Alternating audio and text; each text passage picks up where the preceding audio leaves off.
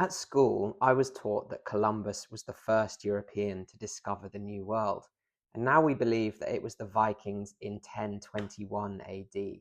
But it might have been a group of Irish monks in the 6th century. Now, Irish monks in the early medieval period, seeking solitude to worship God, would sail to remote islands off the British coast. It was called Peregrinatio pro Christo, which means a voluntary exile in the name of Christ. These monks became known as the Papa. Saint Brendan was one of these monks, and in his epic tale, The Voyage, he reaches a promised land to the west of Ireland. The account of his journey is remarkably similar to the one taken by the Vikings, who sailed from Scandinavia to the Faroe Islands, then to Iceland, on to Greenland, and then to Newfoundland.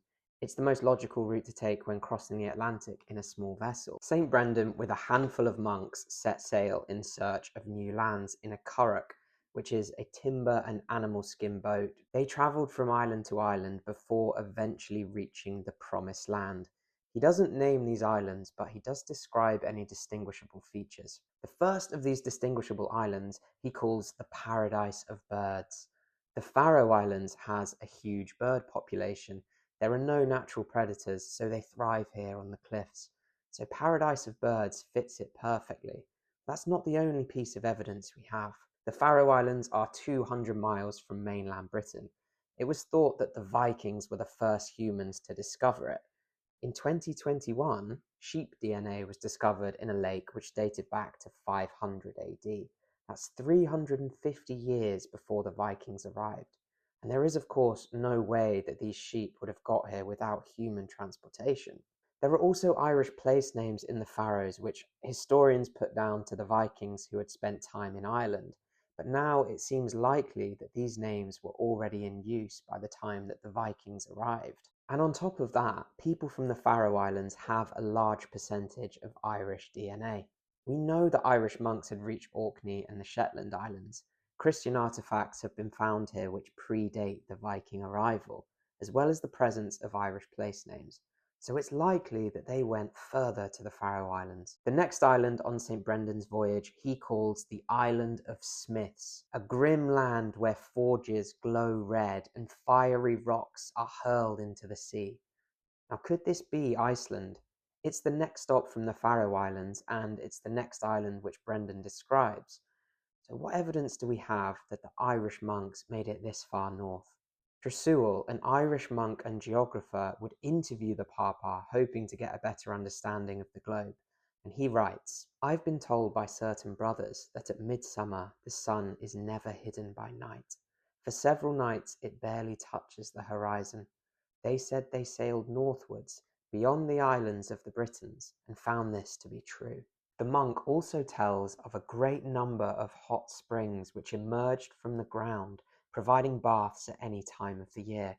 He's describing what sounds like Iceland with its midnight sun and famous thermal springs.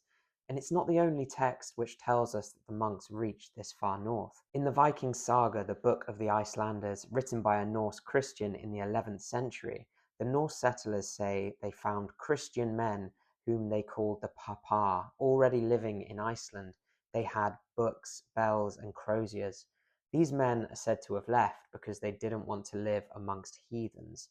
And some scholars believe that this story was invented by the Norse Christians, who wanted to give the impression of Iceland being a Christian place, rather than one settled by heathens.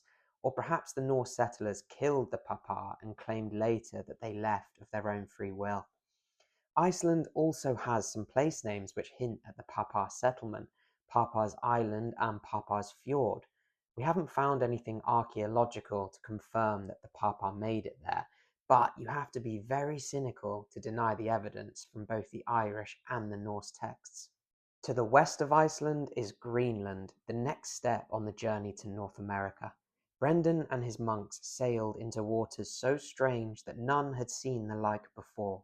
Great blocks of what seemed like crystal rose from the ocean, sparkling in the sunlight. The waves were calm between them, but they shone and gleamed like frozen mountains.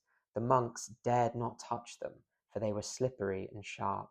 They sailed carefully between these glittering towers, marveling at their beauty until the path opened and the waters turned normal. That sounds like a perfect description of the iceberg fields in Greenland. And unlike the Vikings, Brendan doesn't stop in Greenland.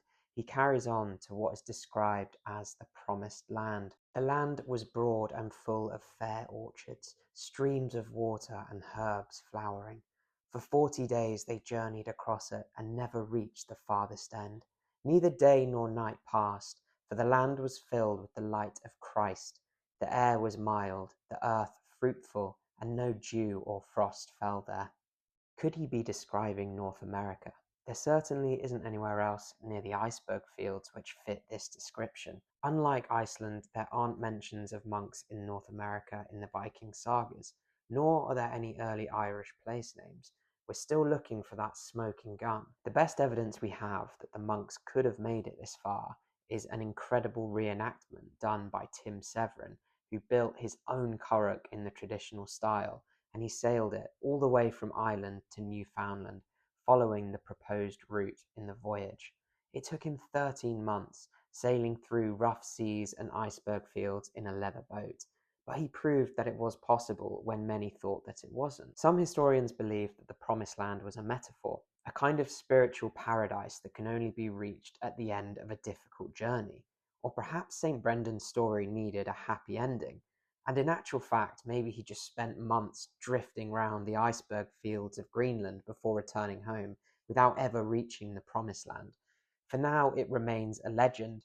I'd like to think that one day we'll find proof that St. Brendan was the first to reach North America.